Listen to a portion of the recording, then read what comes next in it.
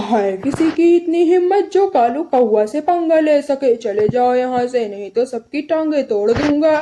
चिड़िया समझा लो मिट्ठू तोते को, बहुत उछल रहा है। पिछली बार कैसे मारा था भूल गए क्या? तुम लाचारों पर जुल्म करने के अलावा और कर भी क्या सकते हो? तुम्हारी यही औकात है कालू कौवे, जुल्म करते हो बस तुम। मैं तो तुम्हें इस बार छोड़ूंगा नहीं। कालू कौवे, मैं समझा रही हूँ तुम्हें, ये पानी ज्यादा दिन नहीं चलेगा। हमें यहाँ से पलायन करना ही होगा, वैसे भी कुछ दिनों का ही पानी है। मिट्ठू भैया, लड़ाई झगड़े में कुछ नहीं रखा, हम यहाँ से चलते हैं। हम यहाँ से आज ही पलायन करके सुंदरवन के जंगल में जाएंगे, जहाँ पानी के झरने हैं। चलो यहाँ से चलते हैं, यहाँ मारपीट में कुछ नहीं रखा।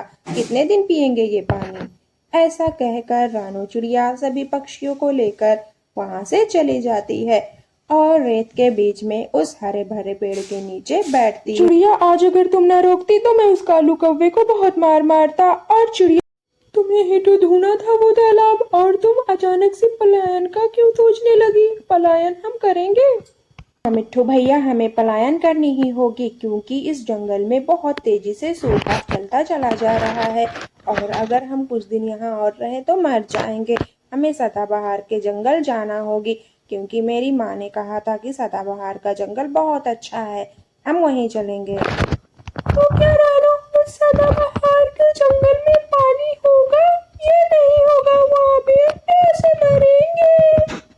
हाँ हाँ रानू दीदी, बता दीजिए, नहीं तो क्या फायदा इतनी दूर उड़ के जाने का? मेरा तो गला सूख रहा है। आप लोग मुझ पर भरोसा रखें, वहाँ सब कुछ है। चलिए अब देर बिना किए हम लोग पलायन करते हैं। और फिर रानू चिड़िया अपने सभी दोस्तों को लेकर वहाँ से पलायन करने लगती है। उड़ते उड़ते काफी देर हो जाती है। रानू चिड़िया सदाबहार के जंगल की ओर बढ़ती जाती है और ऊंचाई पर उड़ते उड़ते वो पहुंच जाती है।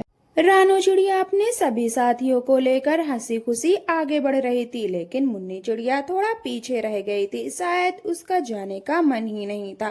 तभी मुन्नी चिड़िया कहती है, रानू बहन, मिट्ठू भैया, आप लोग सुन लीजिए, मेरा आप लोगों के साथ आने का बिल्कुल भी मन नहीं है। मैं किसी और जंगल में खुशी नहीं रह पाऊंगी।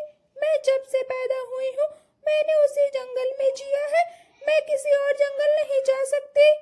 ऐसा कहकर गुड़िया चिड़िया वापस हो जाती है और अपने आप में बहुत खुश थी। उसे लग रहा था कि कुछ दिनों में बारिश हो जाएगी और वो अपना जंगल क्यों छोड़कर जाए, जिसे उसने हमेशा वहाँ जिंदगी गुजारी है। गुड़िया चिड़िया वापस चली जाती है, सभी पक्षी हैरान रह जाते हैं। उसमें से मिन्नू चिड़ा कहता है, गुड़िया को ऐसा नहीं करना चाहिए था। गुड़िया पता नहीं क्यों वापस चली गई, मुझे अच्छा नहीं लग रहा। रानू, मेरी दोस्त चली गई, मुझे कुछ अच्छा नहीं लग रहा। मैं क्या करूं, मैं कैसे रहूंगा उस जंगल में? पता नहीं गुड़िया चिड़िया को क्या हो गया था, वो क्यों चली गई, लेकिन अब हम क्या करेंगे? देखो, सुंदरवन का जंगल शुरू होते ही कितनी हरियाली है, जंगल के अंदर कैसा नज़ारा होगा। अब हम क्या करें, वहाँ पर पानी नहीं है, तो पलायन करना हमारी मजबूरी है, शौक नहीं। चलो चलते हैं, देर ना करो। रानू चिड़िया हौसला देकर फिर से सबको लेकर उड़ती है और थोड़ी ही देर के बाद सुंदरवन का जंगल आ जाता है।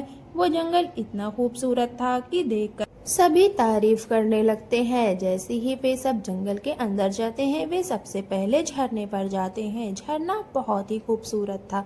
वहां जाकर सभी पक्षी सबसे पहले अपनी प्यास बुझाते हैं। वे सब ठंडा ठंडा पानी पीते हैं और फिर वे सब अपना अपना घोंसला बनाकर पेड़ पर रहने लगते हैं।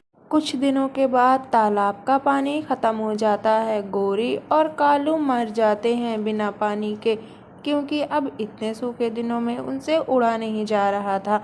और फिर ऐसे ही गोरी और कालू का अंत हो जाता है। गोरी और कालू अपने किए की सज़ा पा चुके थे। वहीं दूसरी ओर गुड़िया चिड़िया, जो कि जंगल नहीं गई थी, उसकी भी आखिरी सांसें ही चल रही थी, वो भी मरने ही वाली थी। अब उसे भी एहसास हुआ था कि कभी कभी जीवन में परिवर्तन करना चाहिए। और फिर गुड़िया चिड़िया भी धीरे धीरे अपनी आखिरी सांसें गिनती है और इस दुनिया को छोड़कर चली जाती है। Thank you, subscribe.